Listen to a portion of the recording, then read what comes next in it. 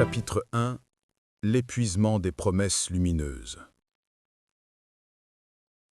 Il est une heure tardive, cette heure charnière où le monde extérieur semble enfin avoir épuisé son propre vacarme. Dans le silence de la pièce, on entendrait presque la poussière retomber sur les étagères. Dehors, la nuit est d'un gris d'encre, une nuit celtique, épaisse et humide, où la brume s'accroche aux arbres comme des voiles oubliés. Et pourtant, dans le creux de ma main, une lumière persiste. Elle est froide, bleue, artificielle. Elle émane de cet écran qui, malgré l'heure, continue de déverser son flux ininterrompu d'images et de promesses. Je fais défiler ces visages au sourire trop blanc, ces regards d'une assurance presque chirurgicale qui me fixent droit dans les yeux. Ils me promettent, avec une certitude qui confine à l'arrogance, que ma vie pourrait être différente d'un simple clic. Je regarde ces titres écrits en lettres capitales. C'est « 7 clés pour devenir plus fort ». C'est « 10 habitudes des maîtres du monde ». C'est « secrets jalousement gardés qui, une fois révélés, devraient faire de moi une version optimisée, infaillible et brillante de ce que je suis. L'esthétique est léchée, les couleurs sont saturées, tout est fait pour capter mon attention morcelée. Mais au lieu de ressentir l'élan promis, au lieu de cette étincelle de motivation que je suis censé éprouver, je ne ressens qu'un poids immense. Une fatigue qui ne vient pas des muscles, mais d'un lieu beaucoup plus reculé en moi. C'est la fatigue d'être traité comme un chantier permanent. Depuis quand avons-nous accepté l'idée que notre existence est une matière brute qu'il faut sans cesse polir, rectifier, amender? On nous vend l'idée que nous sommes des machines obsolètes qu'il faut sans cesse mettre à jour sous peine d'être déclassés par le marché de la vie. Dans cette foire aux promesses, notre intériorité n'est plus un jardin secret, mais une marchandise. Chaque doute est présenté comme une panne, chaque moment de tristesse comme un bug de système qu'il faudrait corriger au plus vite pour rester fonctionnel. Le danger réel de ces discours, ce n'est pas seulement qu'ils sont souvent superficiels, c'est qu'ils nous apprennent à nous détester en silence. En nous montrant sans cesse cet idéal de force et de réussite, ces vidéos nous disent, entre les lignes, que ce que nous sommes ici et maintenant, avec nos hésitations, nos réveils difficiles, nos silences et nos fragilités, est fondamentalement insuffisant. Nous finissons par vivre dans une salle d'attente perpétuelle, espérant le jour béni où, après avoir enfin maîtrisé la 7e clé ou le énième rituel matinal, nous serons enfin autorisés à être en paix. Mais ce jour ne vient jamais. L'horizon des exigences recule à mesure que nous avançons, et nous restons là, essoufflés, au milieu d'une brume argentée qui ne se dissipe pas, cherchant une lumière blanche qui nous éclairerait enfin sans nous brûler. Je me souviens d'une période où cette quête de performance intérieure était devenue mon unique respiration. Je n'étais plus un homme qui vivait, j'étais un homme qui travaillait sur lui-même. Je notais mes progrès sur des carnets, je mesurais mon temps de silence comme on mesure une performance athlétique. Je surveillais mes pensées comme un gardien de prison surveille ses détenus. Je pensais que si je devenais assez fort, assez discipliné, la vie ne pourrait plus m'atteindre. J'avais construit une forteresse de méthodes, un édifice de concepts argentés et froids. Mais à l'intérieur de la forteresse, il n'y avait plus de vie. Il n'y avait que la rigidité d'un être qui avait fini par avoir peur de son propre chaos, de sa propre humanité. Cette injonction à la force est une forme de violence feutrée. Elle nous vole notre droit à l'errance, notre droit à ne pas savoir, notre droit d'être simplement vulnérable face à l'immensité du monde. Dans cette quête de la clé manquante, nous oublions que la vie n'est pas une serrure à forcer, mais une porte qui s'ouvre parfois d'elle-même, dans le calme d'un soir, quand on cesse enfin de tambouriner contre elle avec nos outils de performance. Les vidéos qui nous promettent de nous rendre incassables ignorent que l'humain est fait pour être traversé, pour être marqué par le temps, pour être feulé. Car comme le suggérait Leonard Cohen, c'est par la feulure que la lumière entre. Mais pas cette lumière bleue et agressive de nos écrans, une lumière blanche, douce, éthérelle, comme celle qui se reflète sur les pierres grises d'un vieux sanctuaire celtique après la pluie. Aujourd'hui, je regarde ces promesses avec une distance nécessaire, une sorte de compassion pour celui que j'ai été, courant après des mirages de réussite intérieure. Je vois le marché de l'espoir qui se cache derrière l'esthétique des réseaux sociaux. Je vois comment on capitalise sur notre sentiment d'insuffisance pour nous vendre des solutions rapides à des problèmes qui demandent une vie entière de patience. Ce premier chapitre de notre réflexion est une invitation à poser les outils, à éteindre les écrans et à reconnaître avec une immense tendresse pour soi-même que nous avons le droit d'être épuisés par ces promesses de transformation spectaculaires. Le retour à l'essentiel commence par ce constat humble. Nous ne sommes pas des projets à optimiser, nous sommes des présences à habiter. Nous n'avons pas besoin d'être réparés car nous ne sommes pas cassés. Nous sommes simplement vivants. Et c'est déjà une tâche immense et magnifique. Chapitre 2. Le mirage de la clé manquante et l'illusion du raccourci. Il existe une image qui me revient souvent, telle une gravure ancienne sur une pierre de schiste gris, celle d'un voyageur égaré dans une lande brumeuse, cherchant fébrilement une clé d'argent enfouie sous la mousse, persuadé que sans cet objet, le sanctuaire qui se dresse devant lui restera à jamais scellé. Nous sommes ce voyageur.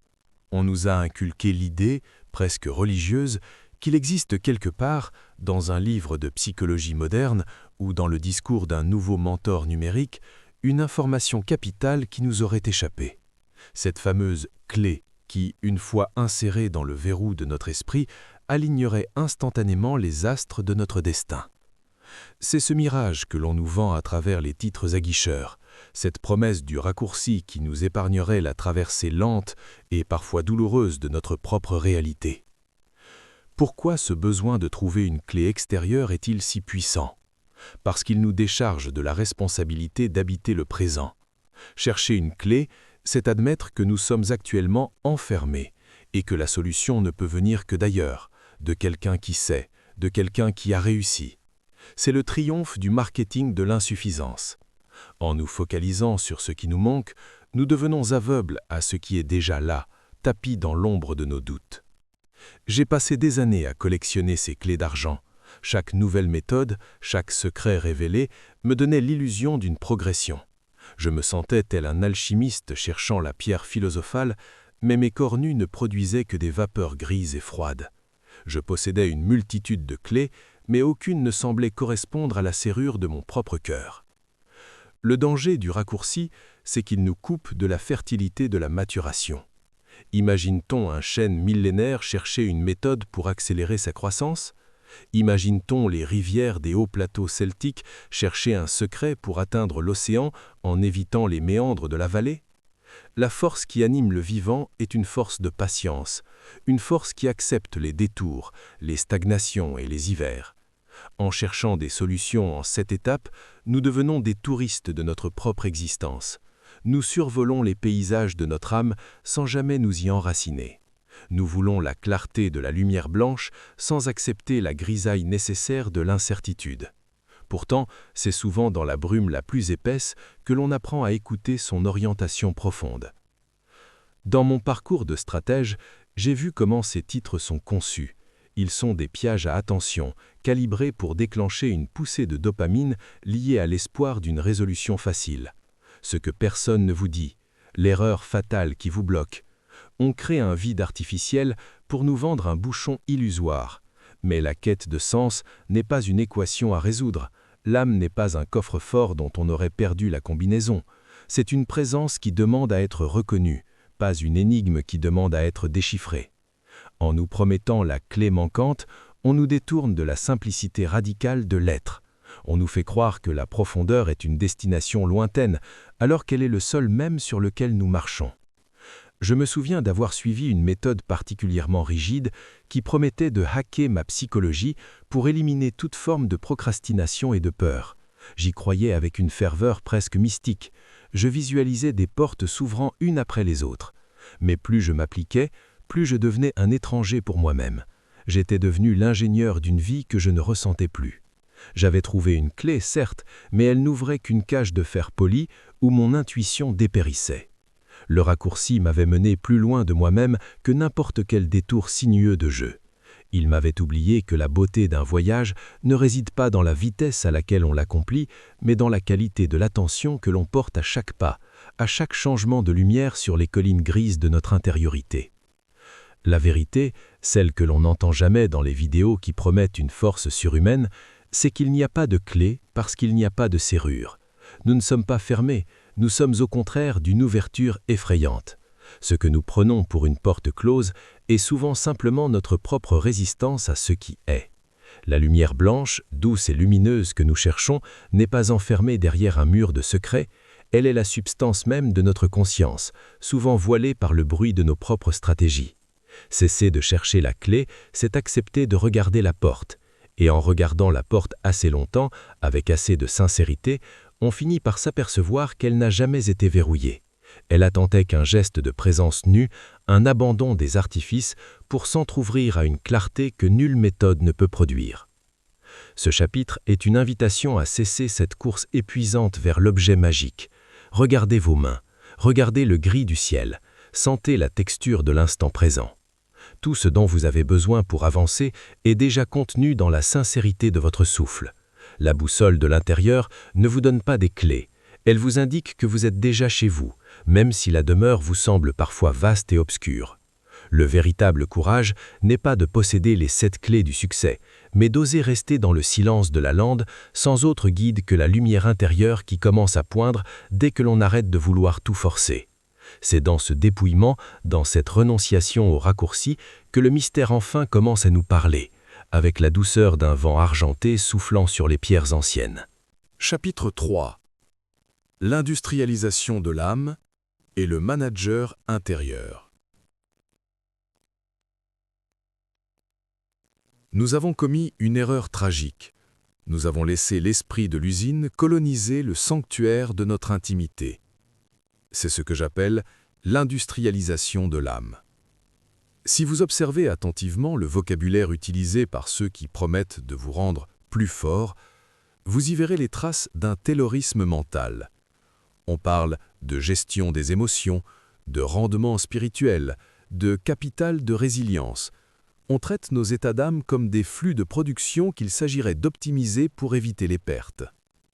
Dans ce schéma, le repos devient une récupération stratégique et la méditation un outil de concentration. Nous avons transformé l'expérience d'être vivant en un exercice de comptabilité analytique. À l'intérieur de chacun de nous, un manager s'est installé. Un manager froid, vêtu d'un gris métallique, qui tient un carnet de notes et un chronomètre. Il surveille nos silences et les qualifie d'inefficaces. Il nous pousse sans cesse vers cette lumière blanche et crue de la performance, nous interdisant le refuge des zones d'ombre. Ce manager intérieur est nourri par toutes ces vidéos de transformation que nous consommons. Chaque nouveau conseil devient une règle supplémentaire qu'il utilise pour nous discipliner. Nous ne sommes plus des souverains dans notre propre demeure, nous sommes devenus nos propres employés et nous sommes des patrons impitoyables. Cette industrialisation crée une coupure radicale avec le vivant. La nature n'est pas efficace au sens industriel, elle est luxuriante, gaspilleuse, chaotique et cyclique. Un bois celtique ne cherche pas à optimiser sa production d'oxygène, il existe tout simplement dans un équilibre de lumière et de décomposition. En voulant soumettre notre âme à des protocoles de performance, nous la desséchons. Nous perdons le sens du sacré au profit du fonctionnel. J'ai moi-même été ce manager. J'ai tenté de segmenter ma vie en blocs d'efficacité, de traiter mes amitiés comme du networking et mes rêves comme des objectifs à long terme. J'ai obtenu des résultats, certes, mais j'ai perdu le goût du monde. Tout était devenu gris, non pas du gris poétique de la brume, mais du gris terne du béton. Le danger de cette posture, c'est l'anesthésie. Pour être performant, le manager doit faire taire les signaux faibles de l'âme. Il doit ignorer la lassitude, étouffer le doute et masquer la vulnérabilité derrière une armure argentée de certitude. Mais c'est précisément dans ces signaux faibles que réside notre boussole. En cherchant à devenir plus fort, nous devenons simplement plus rigides, et ce qui est rigide finit par casser sous le poids de la réalité. La force véritable n'est pas celle d'une machine bien réglée, mais d'un arbre qui s'est ployé sous la tempête. Elle n'est pas dans le contrôle, mais dans la résonance. Chapitre 4. La déception comme terreau fertile. Il y a une amertume particulière, presque métallique, qui tapisse le fond de la gorge lorsque l'on réalise que le remède que l'on a acheté à grand prix, de temps, d'énergie et d'espoir, n'est qu'un placebo. On nous a appris à craindre la déception comme une maladie honteuse, comme le signe d'un échec personnel ou d'une incapacité à bien manifester ses désirs. Dans le tumulte des injonctions au bonheur et à la résilience, être déçu est perçu comme une faute de goût. Pourtant, dans le silence de mon propre chemin, parmi les pierres grises et les brumes argentées de mes propres désillusions, j'ai découvert que la déception est peut-être l'une des expériences les plus sacrées qui soient.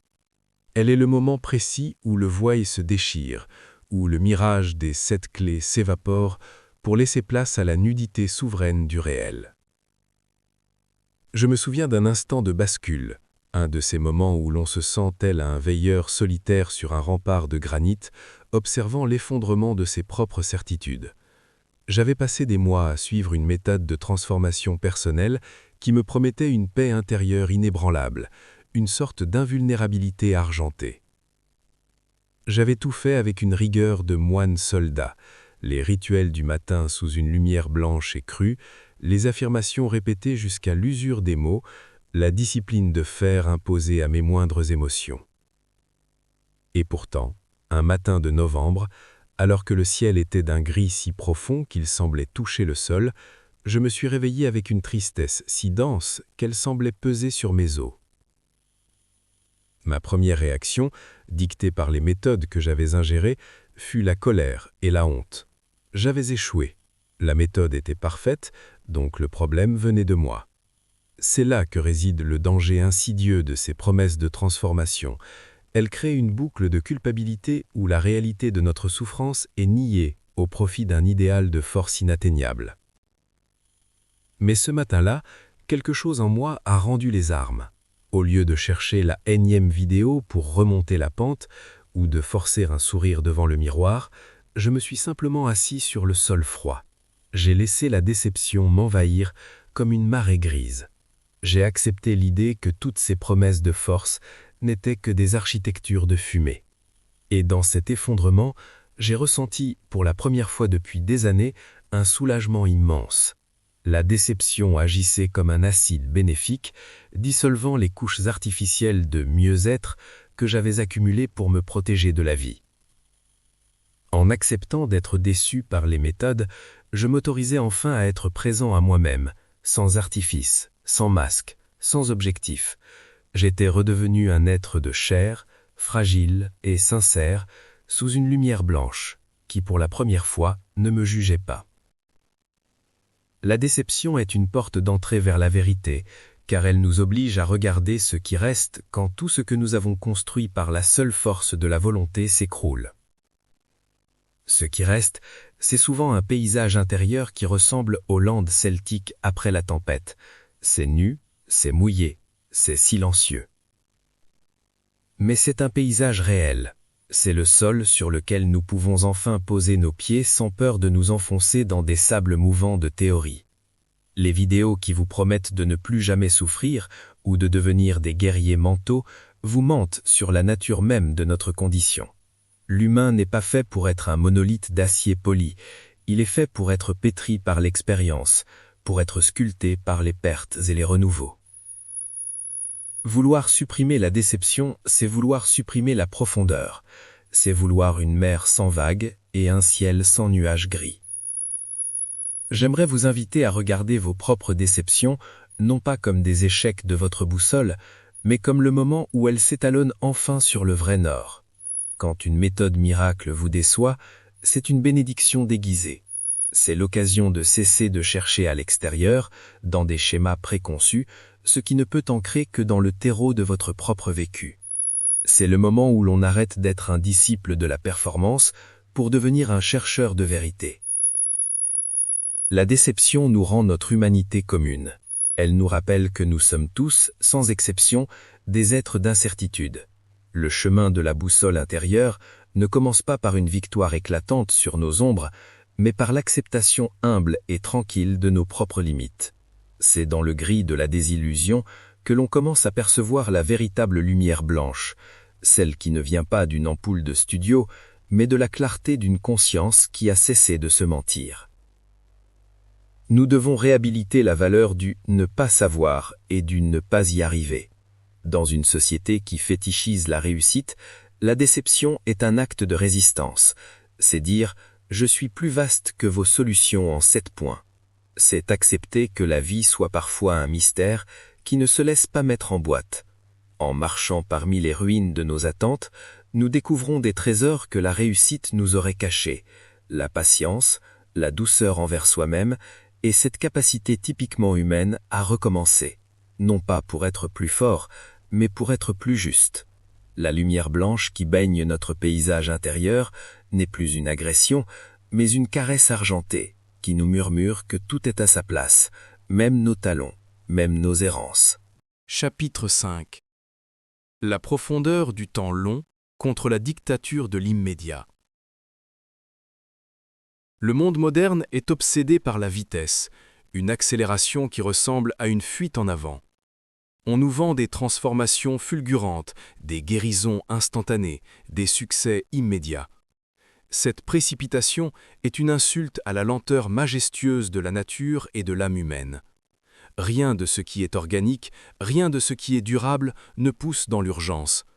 Un chêne celtique ne performe pas sa croissance pour satisfaire un quota trimestriel.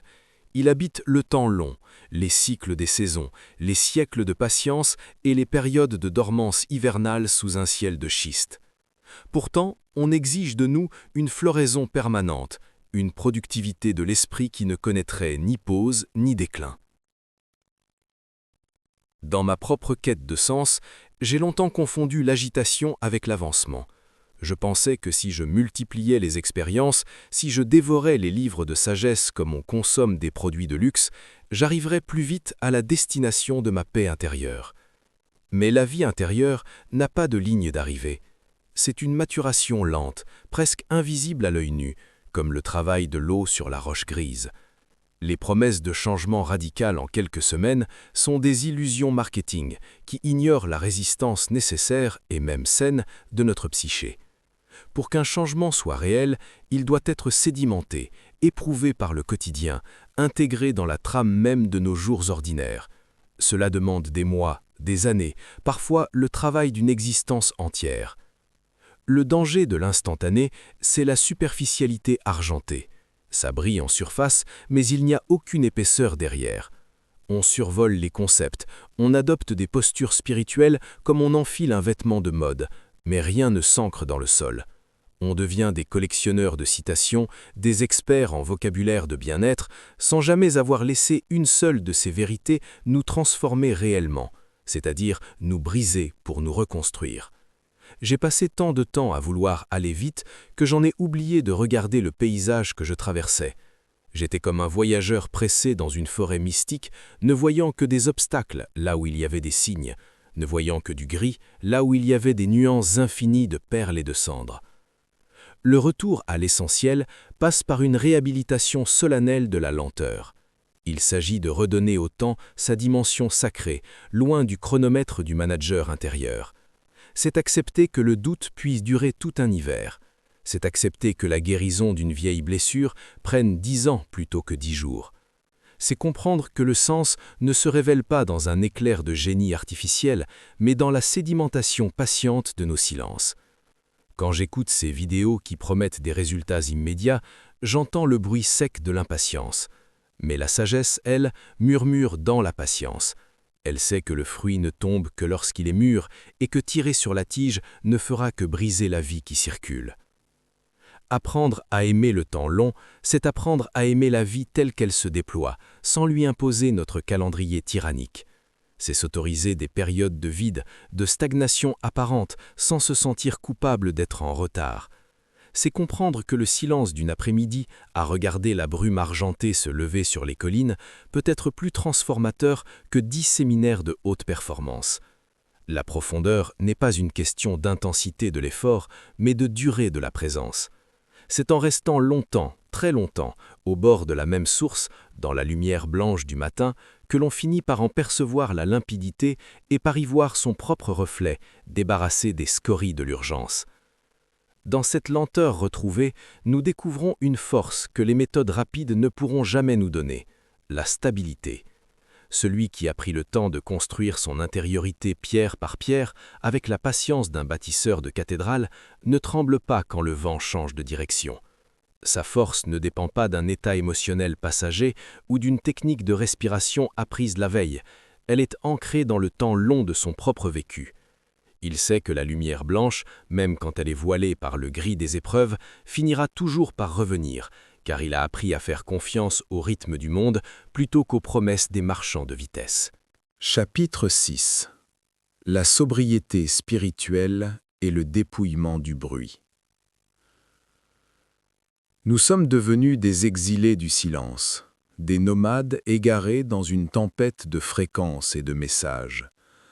Notre époque a horreur du vide, et nous avons appris, presque malgré nous, à remplir chaque fissure de notre existence par du bruit, des mots, des conseils, des notifications, des podcasts. Même notre quête la plus intime, celle de notre intériorité, est devenue bruyante. On nous sature d'explications psychologiques, de théories sur le subconscient, de techniques de respiration sophistiquées qui ressemblent à des protocoles de laboratoire, comme si pour se trouver, il fallait encore et toujours rajouter quelque chose à la pile déjà vacillante de nos connaissances. Pourtant, mon expérience me montre chaque jour que le chemin du retour vers soi est un chemin de dépouillement radical. Il ne s'agit pas d'apprendre de nouvelles méthodes, mais de désapprendre celles qui nous encombrent et nous étouffent. La sobriété spirituelle, c'est l'acte de dire « assez ». C'est choisir de poser les livres de recettes pour commencer à goûter la saveur brute de sa propre vie. Habiter le silence, ce n'est pas fuir le monde, c'est accepter de se retrouver face à sa propre nudité, sans le bouclier des concepts argentés et des théories rassurantes. C'est une expérience qui peut sembler terrifiante au début, car le silence ne nous renvoie pas l'image flatteuse de la meilleure version de nous-mêmes. Il nous renvoie nos peurs, nos manques, nos désirs inavoués. Mais c'est précisément dans cette confrontation, au cœur de cette brume grise et dense, que la boussole intérieure commence à s'agiter réellement. Le danger des méthodes, c'est qu'elles agissent souvent comme des anesthésiants sophistiqués. Elles nous donnent l'illusion de faire quelque chose pour ne pas avoir à être avec ce qui nous dérange. Tant que je pratique une technique de 7 clés pour la force, je suis occupé. Tant que je suis occupé, je ne ressens pas le vertige de ma propre existence, ce vide fertile qui demande non pas une solution, mais une présence.